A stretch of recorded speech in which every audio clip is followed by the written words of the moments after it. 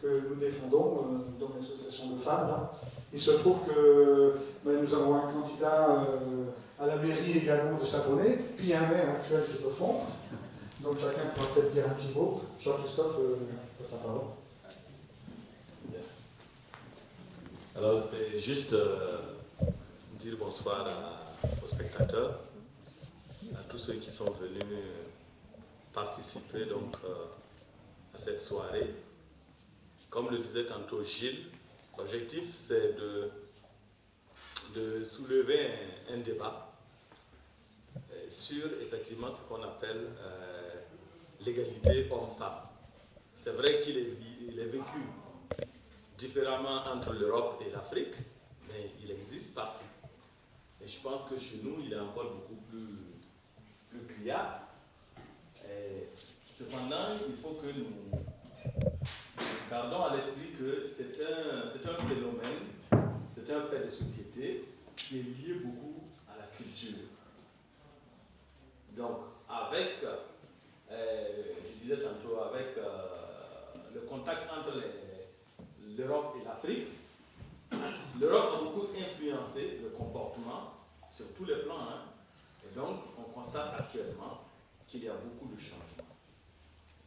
Déjà, quand vous êtes en milieu intellectuel en Afrique, le problème ne se pose pas de cette façon comme on l'a vu ici tout de suite. Voilà. Donc, l'idée, par exemple, dans un milieu intellectuel, de parler de polygamie, c'est la folie, quoi. On n'en parle pas du tout.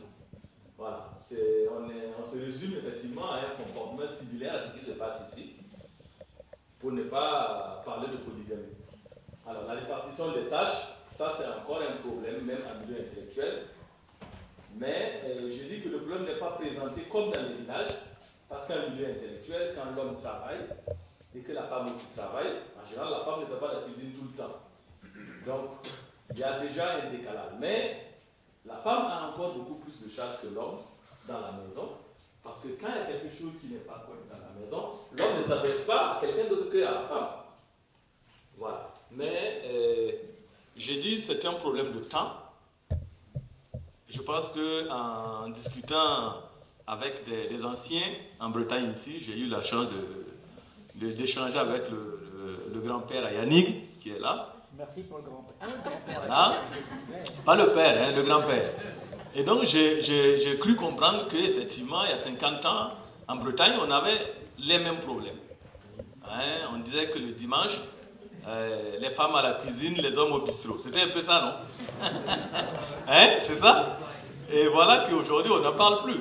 Donc, l'Afrique a besoin d'un peu de temps pour arriver là où vous êtes aujourd'hui. Cependant, le jumelage qui nous donne l'occasion de vous rencontrer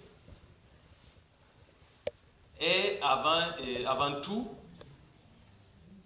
une occasion entre les deux peuples de se frotter, de se découvrir mutuellement. Et comme on dit, on apprend beaucoup chez le voisin. Donc, je pense que Théo et Bernard qui sont là avec moi, ils repartiront avec une autre idée de l'égalité, de ce que c'est que l'égalité. Pendant ces 2 semaines, ils se sont frottés à beaucoup de gens qui ont donné leur vision de ce que c'est que de cette égalité. Et c'est vrai que chez nous, il y a encore un problème, mais comme ici aussi d'ailleurs, hein, parce que s'il n'est pas vécu au même degré, il existe quand même. Donc, merci encore à tous d'être venus. Merci d'avoir participé au débat. Et j'espère qu'on aura l'occasion d'échanger sur d'autres thèmes les fois à venir. Je vous remercie.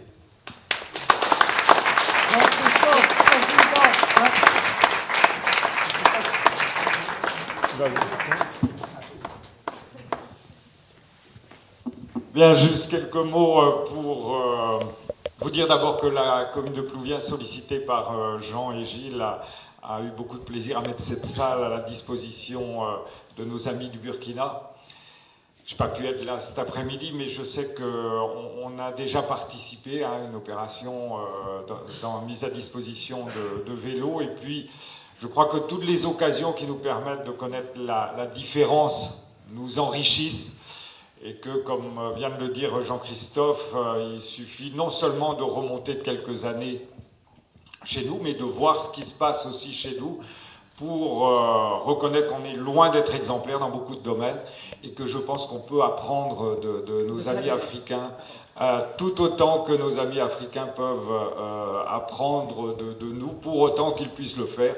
Et donc chaque occasion qu'il y a d'échanger, d'apprendre de l'autre, de mieux le connaître est une occasion qu'il faut saisir. Et donc de ce point de vue, je pense que cette journée, ce séjour sera bénéfique pour tout le monde. En tout cas, merci de votre présence. Et puis j'ai vu qu'il y a beaucoup de Plavénécois, donc bon retour dans cette belle commune amie qui hier en plus s'est qualifiée pour le tour suivant de la Coupe de France. Bravo, Christian. Merci, monsieur le maire. Je voulais dire aussi, rappeler que nous avons fait une exposition d'articles burkinabés, que je vous invite éventuellement, si vous avez un petit peu de temps, à venir voir, admirer. Il y a en même temps une vente de produits, pour ceux qui sont intéressés, de karité, c'est du beurre de karité pur. C'est un produit qui est excellent pour un certain nombre de...